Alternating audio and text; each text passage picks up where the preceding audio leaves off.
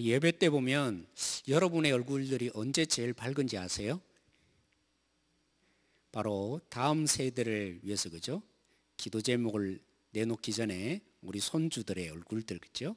우리 자녀들의 얼굴들이 이렇게 비칠 때 제가 이렇게 강대상에서 이렇게 가끔 봅니다. 그러면 핑크레 미소 짓고 있는 모습이 얼마나 아름다운지 몰라요.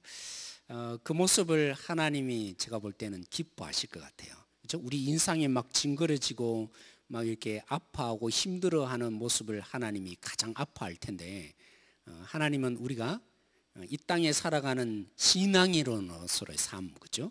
그 삶이 즐거웠기를 하나님 원할까요? 힘들고 아파하고 막 눈물 짓는 삶을 원할까요? 그죠? 즐겁기를 원하지 않겠습니까? 그런 의미에서 우리 서로 한번 이렇게 인사했으면 좋겠는데, 하나님이 당신 미소 짓는 것을 보고 기뻐합니다. 그런 의미에서 하나님이 당신을 보고 미소 짓습니다. 조금 깁니까? 하나님이 당신을 보고 미소 짓습니다. 한번 인사할까요?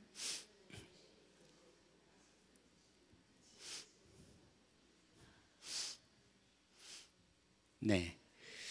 오늘 기도하러 오실 만한 분들은 다 오신 것 같아요. 그죠? 네. 오늘 이 자리에 참 여러분들이 기도하시는 분위기에 희망이 있습니다. 우리 교회의 희망은 첫째, 저는 늘 그렇게 생각합니다. 기도하시는 분들이야말로 우리 교회의 희망이다. 저는 그렇게 보고 싶어요. 우리 갈렙부 지체들이, 그죠? 두 분이 오늘 또 이렇게 멀리 있는 3시간 반 걸린다는 안동을 다녀오셨는데 제 마음에 참 기쁘더라고요. 야, 우리 어른들이 이렇게 솔선수범해서 함께 지어져 가자는 모습을 보여주고 계신 거 아닌가. 참 그래서 참 제가 너무 마음이 흐뭇하더라고요. 마찬가지입니다. 오늘 이 자리, 그죠? 금요일 날 얼마나 쉬고 싶은 날입니까? 쉴 수 있는 날 아닙니까? 그런데도 불구하고 기도하겠다고 우리 교회를 바라보며 하나님이 역사해달라고 헌신하면서 나온 여러분들이야말로 하나님을 감동시키시는 분입니다. 그렇죠? 그런 분인 줄 믿습니다. 오늘 이 말씀을 보면서 제가 묵상한 바가 있습니다. 여러분, 초대교회 역사를 보면 그 역사를 비교해 보면, 그죠? 예수님 믿는 사람은 두 부류입니다. 유대인들 가운데 예수님 믿는 사람이 있고, 그죠? 이방인 가운데 예수님을 믿었던 사람이 있습니다. 그런 모습을 보면 이렇게 가만히 비교를 해보면 누가 더 복받은 사람입니까? 유대인이 예수님을 믿은 사람이 더 복받은 사람입니까? 아니면 이방인들이 예수님 믿어서 더 복받은 사람입니까? 유대인요? 이방인요?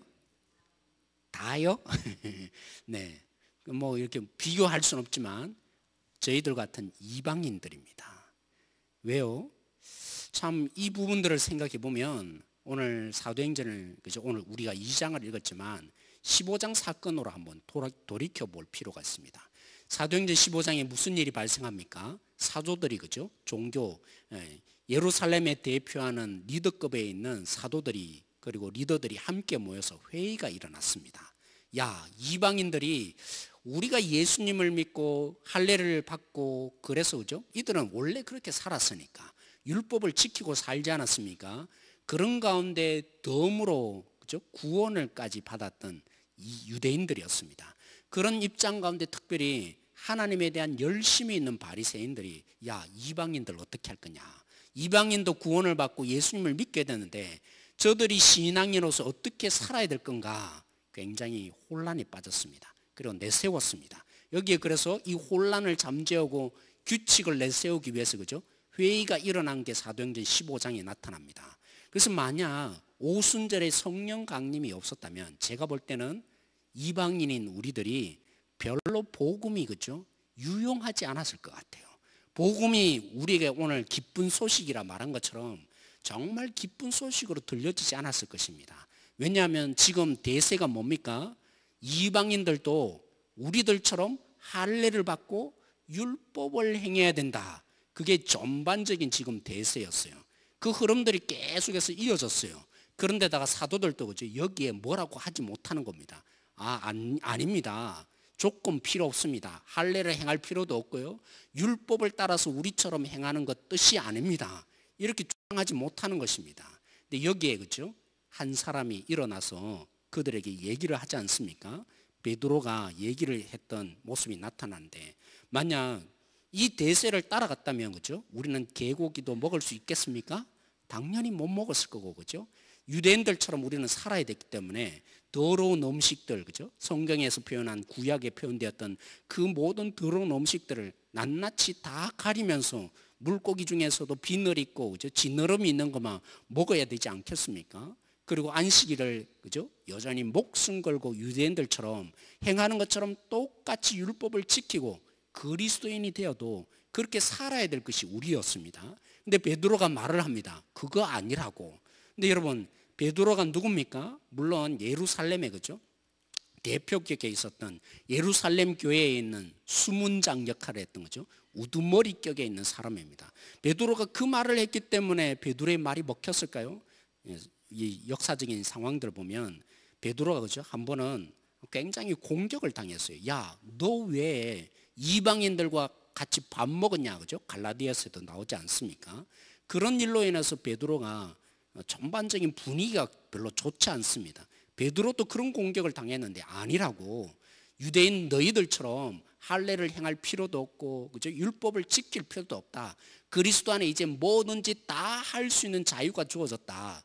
이렇게 아무리 주장하더라도 베드로의 말이 설득력이 없었을 것입니다. 근데 베드로의 그죠? 말 중에 이 말 때문에 이 베드로의 이 말 때문에 여기에 우리에게 구원의 그죠? 놀라운 자유로움, 우리만이 누릴 수 있었던 유대인들이 누리지 못했던 모든 그리스도 안에서의 자유가 다 허용되었던 가장 결정적인 베드로의 말이 있습니다. 그 말이 뭔지 아십니까? 우리가 오순절에 성령 강림을 어떻게 받았느냐?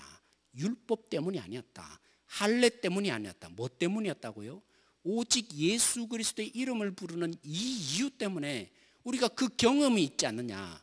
그런데 내가 복음을 전하러 간 이방인들이 가만히 보니까 똑같았다는 것입니다. 어떻게 해요?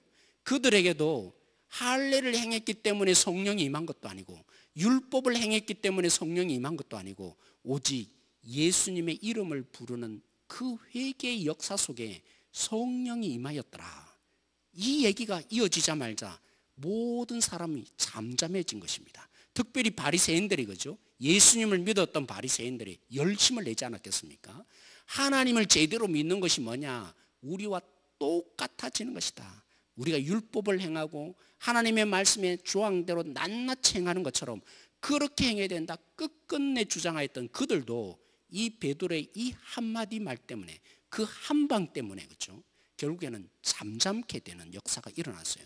그 때문에 사실은 우리가 지금 그렇죠? 모든 것에 자유함을 누려요. 먹는 것에도 자유함을 누리고 예배를 드림에서도 자유함을 누리고 그렇죠? 구약에 있는 모습으로 우리가 예배를 드리지 않는 이 놀라운 은혜를 뭐 때문에 입었겠습니까? 베드로가 고백했던 거죠. 그 역사적인 사건, 성령 강림 속에 일어났던 유대인들이 경험했던 그 똑같은 일이 누구에게도요? 이방인 저들에게도 예수님을 믿는 유일한 이 조건으로 구원을 얻었다. 그리고 그 역사에 증거로 무엇이 나타났냐면 그들에게 성령이 임하였다라고 고백하게 된 것이죠. 어디 그뿐입니까? 여러분 사도행전 11장 사건에 보면 베드로가 공격을 당합니다. 야, 너 왜 그죠? 고넬료에게 가서 그들과 같이 밥 먹고 어울렸느냐? 그들에게 복음을 전했다고 칭찬해 주는 게 아니라 오히려 굉장한 공경을 처하게 되었어요. 이때 베드로가 한 얘기가 뭔지 아십니까? 동일한 얘기를 했어요. 만약 그 오순절의 성령 강림의 사건을 그들이 경험하지 못했다면 동일한 이 베드로의 얘기가 먹히지 않았을 것입니다. 여러분 오늘 우리 가운데서도 그렇죠? 어쩌면 그 오순절의 성령 강림의 사건이 없었다면 우리는 여전히 2등 국민, 뭐 사회에서 흔히 말하는 금수저, 흙수저 얘기가 나오듯이 교회 안에도 뭐가 있었을까요? 차별이 있었을 것입니다. 누구는 2등 국민이고 아무리 잘해봐야 너희 이방인들은 결국에는 이방인들이 아니냐. 유대인들이 소리쳤는데 그 유대인들이 결국 누굽니까? 단순히 유대인이 아니었어요. 예수님을 믿는 유대인들이 여전히 이방인인 우리를 바라볼 때마다 그들이 어떤 마음으로 바라본다고요? 함께 해서는 안 된다. 함께 어울려서는 안 된다. 그러면 우리도 더러워진다. 이것이 예수님을 믿고 있는 유대인들 속에 여전히 흘러가고 있는 거죠. 하나 되어질 수 없는 우리 표어처럼 그죠? 함께 지어져 갑시다. 그 함께 지어져 가자는 얘기는 그냥 슬로건에 지나지 않는 일로 끝났을 것입니다. 근데 베드로가 그죠? 여기에 한 방으로 끝냈어요. 뭐라고요? 너희들이 오순절에 뭘 경험했느냐? 할례를 행하고 율법을 행했기 때문에 성령을 받았느냐? 아니지 않느냐? 오직 예수 그리스도의 이름을 부르는 그 이유만으로 너희들이 구원함을 얻고 성령을 받지 않느냐? 그것이 성령이 임한 증거다. 그런데 내가 이 고넬료에게 가서 복음을 전했는데 그들이 회개하는 가운데 무엇이 임했다고요? 할례를 받았어가 아니고 너희들처럼 율법을 행했어가 아니라 오직 예수 그리스도의 이름을 부르는 이 이유 하나만으로 그들에게도 동일한 성령이 임했다라고 베드로가 그죠? 오순절의 성령 강림의 그 경험을 빗대어서 베드로가 설명하고 나니까 유대인들이 그토록 너 왜 이방인들과 어울렸냐? 그렇게 분노했던 사람들의 목소리가 다 잠잠해지는 놀라운 역사가 일어나게 된 것입니다. 오늘 우리의 이 본문에 보십시오. 베드로가 그죠? 이미 유대인들이 이 얘기를 듣고 알아먹어야 되는데 베드로가 오늘 베드로도 사실은 이 의미를 잘 몰랐던 것 같아요. 오늘 베드로가 설명을 합니다. 지난주에 여러분 아시죠? 그죠? 오순절의 성령 강림의 의미가 뭐라고요? 예수님이 주가 되시고 사단이 이제 우리의 발 앞에 무릎 꿇는 예수님의 무릎 앞에 꿇게 되는 패배가 일어난 사건이 오순절의 성령 강림이 임한 사건이다. 근데 그 이전에 그죠? 오늘 베드로가 사도들과 함께 한 목소리로 외치고 있는 얘기가 뭡니까? 요엘에게 말씀해 주었던 약속해 주었던 바로 그 약속이 성취된 사건이 뭐라고요? 오늘 우리에게 일어난 오순절의 성령 강림의 사건이다 라고 말하고 있습니다. 사랑하는 성도 여러분, 오순절에 그죠? 성령 강림의 사건을 누구에게 약속한 것이라고요? 요엘 선지자에게 약속한 그 일을 이룬 것이라고 그죠? 베드로가 오늘 설교를 하고 있어요. 근데 요엘 선지자에게 하나님이 뭘 약속하셨습니까? 오늘 마지막 절에 있죠. 우리 같이 다시 한번 읽어보십시다. 21절 말씀이 있습니다. 같이 읽어보시죠.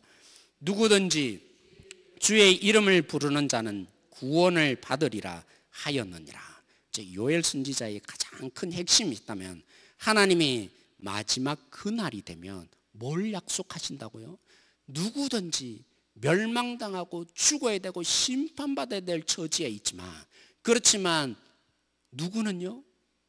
주의 이름을 부르는 자는 구원함을 하나님이 주신다고요. 심판을 받지 않게 하신다고요.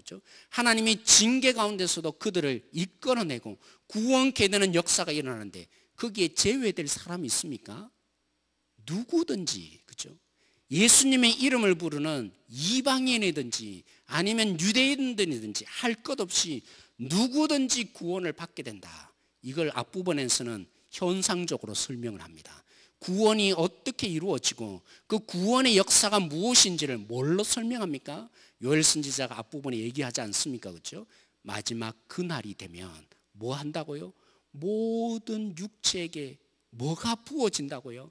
성령이 부어지게 된다고. 근데 우리는 그죠? 종종 이 본문을 보면서 무엇에 관심이 있냐면 17절에 있는데 너희 자녀가 뭐 한다고요? 예언을 할 것이고 너희 젊은이는 뭐 한다고요? 환상을 보고 너희 늙은이는 뭐 한다고요? 꿈을 꾸리라. 그래서 때로는 우리는 뭐에 관심을 두느냐면 그죠? 여기에 있는 예언이 뭘까? 환상이 뭘까? 꿈이 뭘까? 그죠? 궁금해지죠? 저도 그랬어요. 그런데 하나님의 중점은 이거 아니었어요. 왜냐하면 지금 뭘 얘기했죠? 모든 육체에게 뭐 하신다고요? 성령을 부어주신다고요. 새로운 영을 부어주신다고요. 그런데 이 모든 사람에게 모든 육체가 뭔지를 그죠? 구체적으로 설명하기 위해서 누구를 얘기합니까? 어린 아이라 할지라도 젊은 사람이라 할지라도 나이든 늙은이라 할지라도 때로는 너무나 어린 자녀라 할지라도 뭐 하신다고요? 그래서 하나님이 이 모든 육체에게 준다. 심지어는 그죠? 유대인들에게 가장 제외되는 사람이 누구겠습니까? 여자예요. 그죠? 여자 중에서도 누구 얘기를 합니까? 남종이나 여종에게 부어준다. 그렇죠? 오늘 오순절의 성령 강림의 사건의 가장 큰 의미가 무엇입니까? 주의 이름을 부르는 누구든지 제외되지 않고 모든 사람에게 하나님은 조건 없이 구원을 주신다. 그 증명함이 뭐라고요? 성령이 부어지는 사건이라고요. 하나님의 구원의 눈으로 보여지고 경험되어지는, 실제화되어지는, 오늘 우리 속에 경험되어지는 그 구원의 역사심, 모든 사람들에게 조건 없이, 여기에는 할례를 행했느냐 율법을 행했느냐가 중요한 것이 아니라 오직 조건 없이 뭘요? 예수님의 이름을 부르기만 하면 다 주어진다. 그걸 온전히 느끼게 하시려고 뭘 주셨다고요? 성령을 주신 사건이라고요. 오늘 우리가 이 자리에 기도하러 왔습니다. 오늘 우리가 이 의미를 깨닫고 함께 기도하기를 원합니다. 모든 사람에게 조건 없이 율법을 행했느냐, 더 잘 살아가느냐의 문제가 아니라 오직 예수 그리스도의 이름을 부르고 있다면 그 조건으로 구원을 얻고 모든 사람이 평등하게 하나님의 백성으로 하나님이 인정을 받고 하나님의 자녀로 인정해 주시고 우리가 그 자녀됨의 권세를 누리는 성령의 증거들이 오순절에 임하였음을 우리가 믿고 기도하는 우리라면 오늘 우리는 어떻게 기도해야겠습니까? 오늘 우리가, 그죠? 우리 한 사람 한 사람들이 누구든지 조건 없이 오직 예수님의 이름이라는 그 조건 위에 모든 것들이 다 사라지기를 우리는 기도해야 될 것입니다. 오늘 우리 속에 형제됨과 자매됨과 한 가족됨에 조건을 내세우는 모든 것들을 향해서 아니다, 오직 예수님의 이름밖에 없다, 오직 그것만으로 하나님이 우리를 하나님의 자녀로 삼았다. 오늘 우리는 함께 선포하는 시간이 되십시다. 우리 속에 때로는 그렇습니다. 유대인들은 그래요. 죄를 뭐라고 여기냐면요, 그들은 빚을 졌다 이겁니다. 뭐로 여긴다고요? 하나님을 향해서 빚을 지고 있다라고 여깁니다. 그래서 예수님이, 그죠? 괜히 용서 얘기를 할 때 1만 달란트 빚진 자, 100데나리온 빚진 자 얘기를 괜히 그들에게 내놓은 거 아니에요. 그들의 문화 속에서 죄를 지었다가 뭐라고요? 빚을 지고 있다. 예를 들면 그렇지 않겠습니까? 제가 이은순 집사님에게, 그죠? 죄를 지었어요. 예를 들면 마음을 아프게 하고 힘들게 하는 그런 일을 했어요. 그럼 뭐 한 것이죠? 저는 이은순 집사님에게 빚을 지고 있는 거예요. 마음을 아프게 한 빚을 지고 있는 거예요. 근데 우리가 원래 누굽니까? 죄인인 우리가, 그죠? 하나님께 빚진 자 아닙니까? 그 빚을 어떻게 하나님이 우리 속에 없다고 하시며 우리를 의인으로 취급하십니까? 아니, 의인으로 대접하십니까? 뭐 때문에요? 오직 예수 그리스도의 이름으로 우리를 그렇게 용서하시고 하나님의 자녀로 받아주었다. 그 증명함이 뭐라고요? 성령이 오순절에 임한 사건이라고요. 그렇다면 오늘 우리 속에 조건은 사라져야 합니다. 어떤 조건요? 내가 용서하지 못할 사람. 목사님, 어떻게 원수를 용서할 수 있습니까? 그 사람은 뭘 알지 못하는 것입니까? 우리 가운데 예수님 때문에 우리의 모든, 그죠? 빚짐이 용서함을 받았고 하나님의 자녀로 인정받았다는 이 복음의 진수를 아직도 제대로 깨닫지 못하고 있는 것입니다.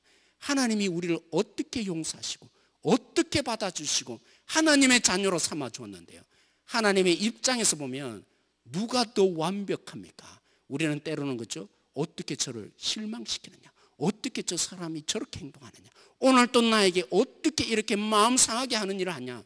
그래서 용서하고 싶지 않은 마음이 끊임없이 우리 속에 일어날 수 있어요. 우리는 그래서 인간인 거예요. 그럼 오늘 우리가 우리 교회를 향해서, 우리 자신을 향해서 오순절의 그 성령의 역사하심을 다시 한번 기억하고 기념하고 기도하는 우리를 오늘 이 자리에 서 있다면 오늘 우리는 선포해야 합니다.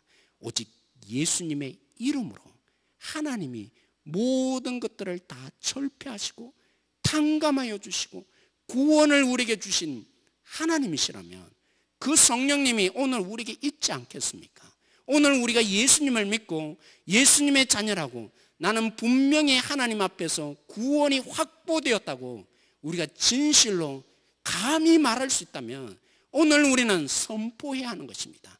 그 어떤 조건도, 내가 용서하지 못할 그 어떤 조건도 내 속에 없다고, 오직 예수님의 그 용서하심과 받아주심 위에 다른 그 어떤 것으로도 하나님이 우리를 용납하지 않음이 없었는데, 그러한 사랑을 받은 우리가 오늘 또 여전히 내가 용서하지 못하고 용납하지 못하고 형제로 받아들이지 못한다면, 우리는 아직도 복음의 그 깊숙한 하나님의 용서하심에 성령이 우리 속에 역사하고 있음을 우리는 여전히 그것이 부족하다고, 그것만으로는 되지 않는다고 고백하고 있는 거 아니겠습니까?